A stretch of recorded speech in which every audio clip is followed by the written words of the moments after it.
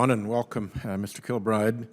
The Tennessee Valley Authority was created in the midst of the Great Depression, and it's now America's largest public utility, providing electricity to nearly 10 million people in Tennessee, Alabama, Mississippi, Kentucky, Georgia, North Carolina, and Virginia.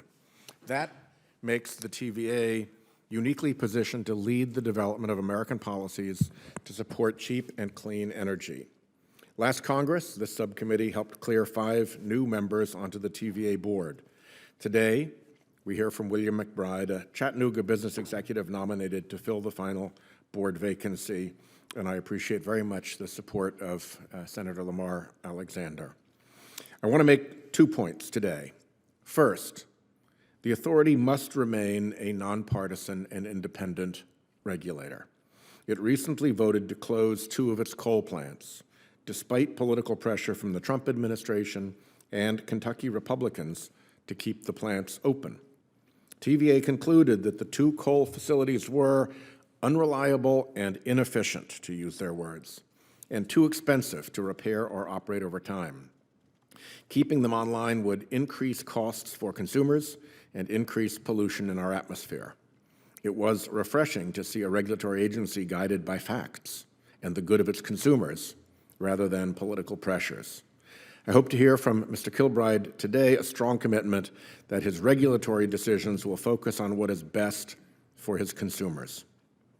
Second, given the authority's history and unique public charter, it should take particular care to remain independent of the fossil fuel industry's anti-climate grip. I was disappointed to learn that the Tennessee Valley Authority paid something called the Utility Air Regulatory Group nearly $7 million in membership fees since 2001. The so-called Utility Air Regulatory Group was a secret industry coalition that spent years attacking clean air regulations. EPA Air Office Chief Bill Wareham, sadly, a longtime fossil fuel lawyer, played a key role in this group.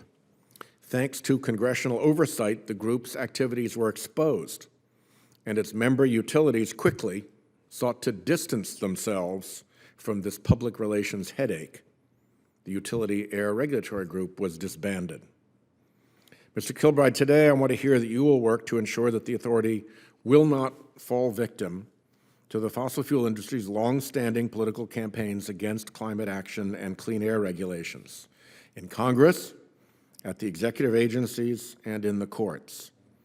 There are many benign-sounding trade associations like the U.S. Chamber of Commerce and the National Association of Manufacturers that, I think at the behest of the fossil fuel industry and with its secret funding, devote millions of dollars to opposing sound energy policies.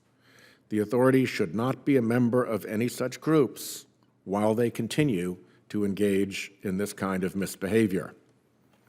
The push toward clean, cheap energy requires new independent thinking.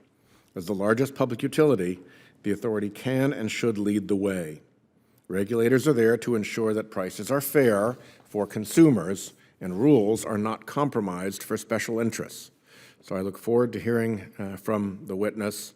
I will say that there's been some happy talk out of groups like the National Association of Manufacturers and the U.S. Chamber of Commerce claiming that they don't oppose climate action, in fact, that inaction is not an option.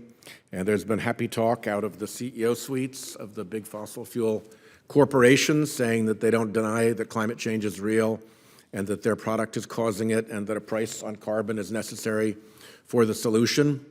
The extent to which that is just happy talk or actual corporate policy remains yet to be seen.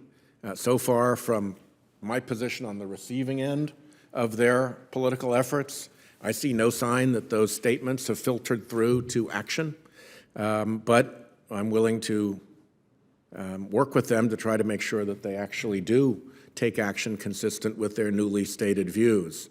But I do think it's a significant signal that they at least feel the obligation to say those things, even if they feel no obligation to live by what they have said.